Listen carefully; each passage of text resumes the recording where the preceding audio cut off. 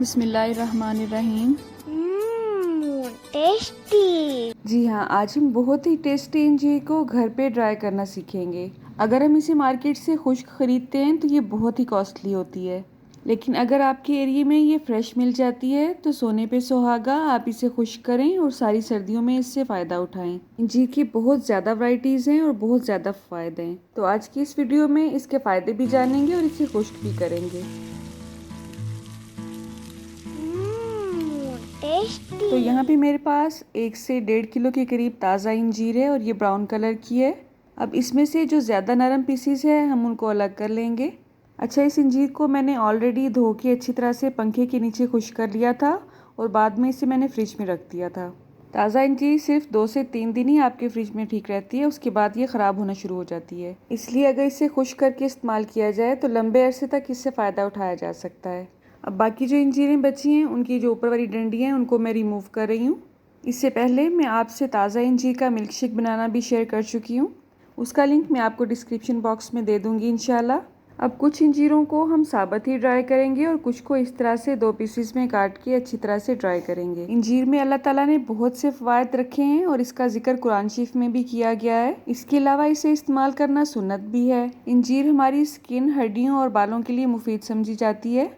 ये कब्ज़ कुशा भी है और जोड़ों का दर्द भी भगाती है। इसके अलावा इसके रेगुलर इस्तेमाल से खून की कमी भी दूर होती है, लेकिन इसकी तासीर क्योंकि गर्म होती है इसलिए 2 से 3 दानों से ज़्यादा इसे रेगुलर इस्तेमाल नहीं करना चाहिए। आप देख सकते हैं तमाम इंजीरों की कटिंग हमने कर ली है। अब कोई भी सादी ट्रे ले लें या कोई भी इस तरह की जाली ले लें और इस पर इस तरह से इसे फैला देंगे अच्छी तरह से। जो खुश्क इंजीरें हमें मार्केट से मिलती हैं उसे रस्सी में पिरोया होता है, इसलिए उसमें सुराख होता है, लेकिन मैं जो इस वक्त इसमें सुराख कर रही हूँ उसकी वजह ये है कि हमने इसके अंदर हवा की क्रॉसिंग के लिए कोई जगह छोड़नी है ताकि इसके खुश्क होने का प्रोसेस थोड़ा जल्दी हो जाए। तो अगर आपके पास ये बारबेक्यू सुराख नहीं है तो इसमें ऐसा कोई इशू नहीं है, आप ये सुराख पेंसिल से भी कर सकते हैं। लकड़ी की जो स्टिक्स अक्सर हम किचन में इस्तेमाल करते हैं उनको 3 से 4 एक साथ पकड़ के उसकी मदद से भी ये सुराख किया जा सकता है और विदाउट सुराख भी आप इनको ड्राई कर सकते हैं। इसमें ऐसी परेशानी की कोई बात नहीं है। तो मेरी ये सारी इंजीरें अब खुश्क होने के लिए बिल्कुल रेडी हैं। अब इसे हम धूप में रख देंगे। मुकम्मल तौर पे ड्राई होने में ये 3 से 4 दिन लेंगी। आपने करना सिर्फ ये है कि शाम को इनको आपने उठा के कमरे में रख देना है ताकि शाम की जो औस वगैरह पड़ती है अक्सर एरिया में उससे ये बच सकें। आप चाहें तो इसे किसी मलमल के कपड़े वगैरह से भी कवर कर सकते हैं ताकि ये मिट्टी से और परिंदों से बच सकें। अब 4 से 5 घंटे के बाद मैं इसकी साइड चेंज कर दूंगी ताकि दूसरी तरफ से भी अच्छी तरह से इसको धूप लग सके और इसको दोबारा हम मलमल के कपड़े से कवर कर देंगे। 2 दिन की धूप लगने के बाद ये कुछ इस तरह से हमारे सामने आएंगी। मैंने इन्हें प्लास्टिक की ट्रे से इस तरह की जाली पे शिफ्ट कर दिया था, तो अगर आपके पास जाली नहीं भी है तो आप इसे आम ट्रे पे भी खुश्क कर सकते हैं। मुकम्मल तौर पे खुश्क होने में ये 3 से 4 दिन से ज़्यादा नहीं लेती हैं, तो आपने हर रोज़ इसको चेक करना है कि इसकी कितनी कसर बाकी है। इसमें आप देख सकते हैं 2 दिन की धूप के बाद ये अभी नरम है, अभी अच्छी तरह से ड्राई नहीं हुई हैं। और ये जो इंजीर आप इस वक्त देख रहे हैं ये 4 दिन की धूप के बाद हमारे सामने आई है। तो हमने जो इंजीर ड्राई की है वो ऑलरेडी ब्राउन ही थी, तो जाहिर है खुश्क होने के बाद भी ये ब्राउन ही रहेगी। आप देख सकते हैं अब ये मुकम्मल तौर पे खुश्क हो चुकी है।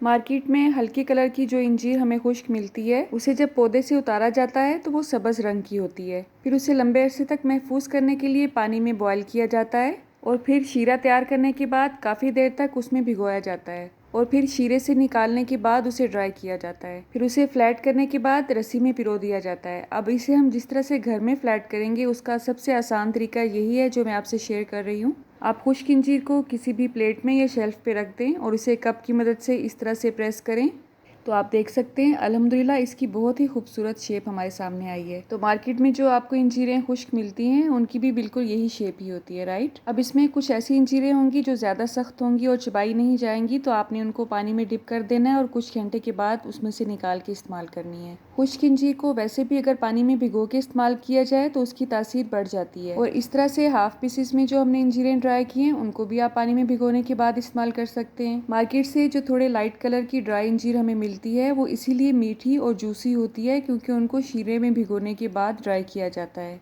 अगर आप घर में इस तरह से इन्हें ड्राई करते हैं तो आप एक नेचुरल चीज़ को नेचुरल तरीके से ही ड्राई करते हैं, क्योंकि इसे शीरे में डिप करने का मकसद उनका चाहे जो भी हो, लेकिन शीरा हमारी हेल्थ के लिए बिल्कुल भी अच्छा नहीं होता है। आप देख सकते हैं ये इंजीर ड्राई होने के बाद भी अंदर तक खुश्क भी है और नरम भी है। तो इस इंजीर को आप 1 साल तक आराम से इस्तेमाल कर सकते हैं। और अगर आपको शीरे में डिप की हुई और ड्राई की हुई इंजीर का तरीका चाहिए तो आप मुझे कमेंट बॉक्स में बताइएगा, उसकी रेसिपी भी मैं आपसे इंशाल्लाह ज़रूर शेयर करूँगी। इंजीर का ये छोटा सा पौधा हमारे घर में ही लगा हुआ है और आप देख सकते हैं इस पर अभी बहुत ज़्यादा इंजीरें नहीं हैं और ये भी कच्ची भी हैं। अगर आप पाकिस्तान के किसी एरिया में रहते हैं तो आपको यकीनन अंदाज़ा होगा कि यहाँ पे ताज़ा इंजीर बिल्कुल भी नहीं मिलती है। इसकी एक वजह तो ये भी है कि ताज़ा इंजीर बहुत जल्दी ख़राब हो जाती है, तो लोग इन्हें ड्राई करने के बाद मार्केट में लाते हैं। पंजाब के अक्सर घरों में ये उगाई जाती है और लोग एक दूसरे को गिफ्ट के तौर पे देने में इन्हें इस्तेमाल करते हैं और ये बहुत ही कीमती गिफ्ट समझा जाता है। खुश्क इंजीर को अगर आप जैतून के तेल में भिगोने के बाद इस्तेमाल करें तो इसका फ़ायदा मज़ीद बढ़ जाता है। इंजीर और जैतून का एक साथ इस्तेमाल करना सुन्नत भी है